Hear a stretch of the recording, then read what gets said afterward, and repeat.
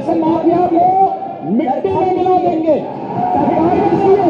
नमस्कार, मैं अंजलि मिश्रा, स्वागत है आप सभी का द न्यूज में। आपको बता दें कि प्रयागराज में माफिया अतीक के भाई अशरफ की पत्नी फातिमा जैनब के घर पर गरज रहा है बाबा का बुलडोजर, क्योंकि उनके घर को बुलडोजर से गिराया जा रहा है। बता दें कि अतीक गैंग पर लगातार बैक टू बैक कार्रवाई है। इससे पहले भी 1800 करोड़ रुपए के जो इनकी संपत्ति है इसे जब्त कर लिया गया था, और ऐसे में अब इस बार फिर से जो है इन पर कार्रवाई हो रही है। और अब प्रयागराज में माफिया अतीक के भाई अशरफ की पत्नी फातिमा के घर को बुलडोजर से गिराया जा रहा है। पुलिस और प्रशासन की टीम सुबह 11:30 ही बजे सल्लाहपुर इलाके में जैनब के घर पहुंची। 3 बुलडोजर इमारत को गिराने में लगे और पुलिस ने आसपास बैरिकेडिंग कर दी। भीड़ को वहां से हटा दिया गया। ड्रोन से पूरे इलाके की निगरानी जो है की गई। पुलिस अफसर ने बताया कि जैनब के घर के सटा हुआ उसके भाई जैद मास्टर का घर बना हुआ है। दोनों ने वक्फ बोर्ड की संपत्ति पर कब्जा करके आलीशान घर बनाया था, और ये जमीन करीब 50 करोड़ रुपए की है।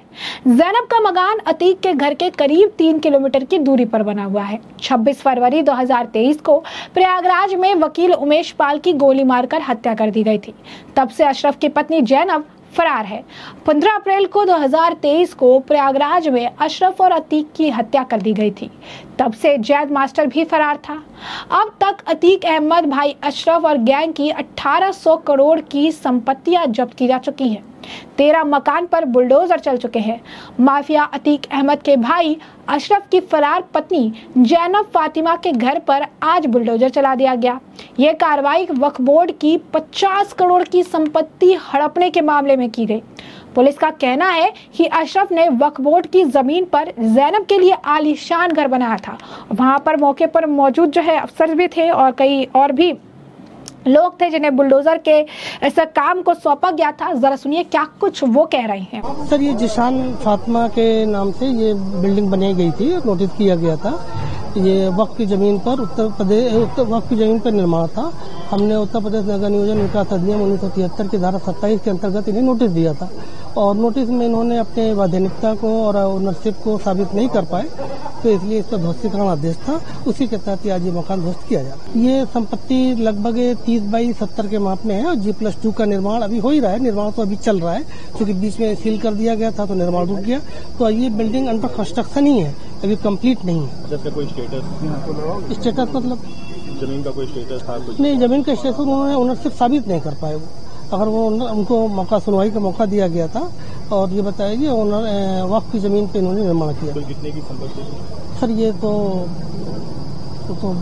एस्टिमेटेड होगा। ये हाशमी अवर अभियंता प्रयागराज विकास प्राधिकरण। जैसा कि आपने सुना, उन्होंने बताया कि किस तरीके से वक्फ बोर्ड की जमीन को हड़प कर जो है यहाँ पर इस आलीशान घर को बनवाया गया था।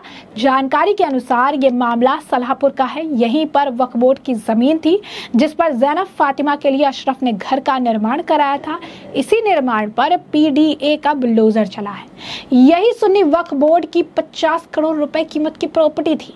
इस प्रॉपर्टी को हड़पने के मामले में केयरटेकर माबूद ने पूर्व मुतवल्ली मोहम्मद असियम, उसकी पत्नी जीनत, अशरफ की पत्नी जैनब, उसका साला सद्दाम व जैद और शिवली प्रधान और तारिक के खिलाफ पूरा मुफ्ती थाने में केस दर्ज कराया गया है। बता दें कि अतीक के छोटे भाई अशरफ की पत्नी जैनब उर्फ रूबी पर 25,000 का इनाम घोषित किया गया था। दरअसल 24 फरवरी 2023 को प्रयागराज में दिन दहाड़े उमेश पाल और उनके 2 सरकारी गनर की गोलियां और बम मारकर हत्या कर दी गई थी। उमेश पाल की हत्या की साजिश रचने का आरोप अतीक की पत्नी शाइस्ता परवीन पर भी लगा था, जिसके बाद पुलिस ने शाइस्ता की तलाश शुरू की, लेकिन वो फरार हो गई। पुलिस ने शाइस्ता पर इनाम घोषित कर दिया, लेकिन उसका कहीं पता नहीं चला। यहाँ तक कि वो पति और बेटे की मौत पर भी नजर नहीं आई। उमेश पाल की हत्या में साजिश रचने का आरोप आयशा नूरी यानी अतीक अहमद की बहन और अशरफ की पत्नी जैनब फातिमा पर भी लगा था।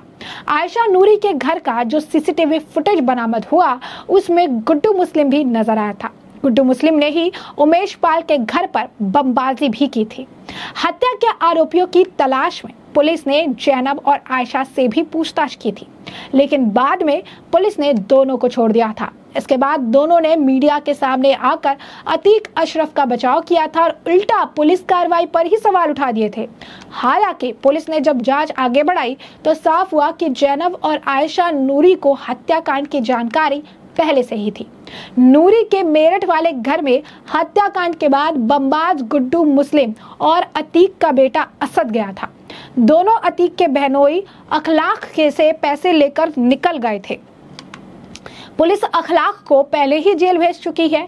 बाद में पुलिस ने एफआईआर में इन दोनों महिलाओं का नाम भी शामिल करके इस हत्याकांड का आरोपी बनाया था, लेकिन तब से दोनों ही महिलाएं फरार है। यानी समझ सकते हैं आप कि किस तरीके से जो है एक हत्याकांड को अंजाम दिया गया और इस हत्याकांड में कई सारे लोगों के नाम निकलकर सामने आए।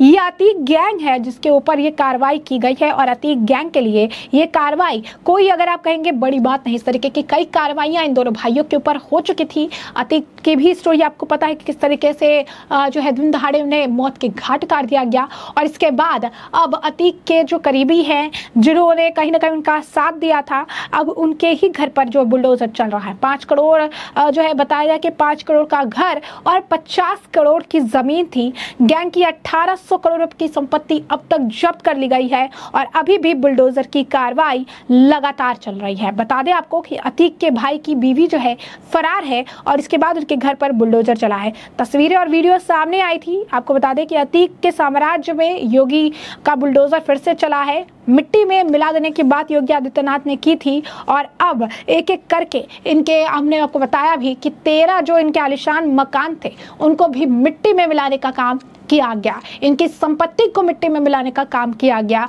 माफियाओं को मिट्टी में मिलाने का काम किया गया और अब जो बची हुई संपत्तियां हैं, अतीक गैंग से जुड़े हुए लोग हैं, अतीक गैंग से जुड़े हुए जो आप कह सकते हैं उनके सदस्य हैं, जिन्होंने भी उमेश पाल हत्याकांड में जिनका भी हाथ था, अब एक एक करके उन्हें भी पकड़ा जा रहा है और एक एक करके उनके भी घरों पर बुलडोजर की कार्रवाई देखने के लिए मिल रहा है। यानी साफ तौर पर उत्तर प्रदेश में एक बार फिर गरजता नजर आया बाबा का बुलडोजर। लगातार जो है इस तरीके की कार्रवाई के लिए मिल रही है और भूमाफियाओं के खिलाफ योगी आदित्यनाथ ने भरी सभा में जो बात कही थी कि मिट्टी में मिला देंगे, अब उनके घर से लेकर जायदाद तक, उनकी प्रॉपर्टी तक, उनके घर की एक एक ईंट तक और यहां तक उन माफियाओं को भी मिट्टी में मिलाने का काम उत्तर प्रदेश के मुख्यमंत्री योगी आदित्यनाथ द्वारा किया गया और यह काम लगातार जारी है। और यही कारण है कि अब तक 13 मकानों पर अतीक गैंग के बुलडोजर चल चुका है। कई सारी जमीनों को जो है इनके आप कह सकते हैं कि अतिक्रमण से इनके अतिक्रमण को जो है इन्होंने कर रखे थे उसे हटाया गया है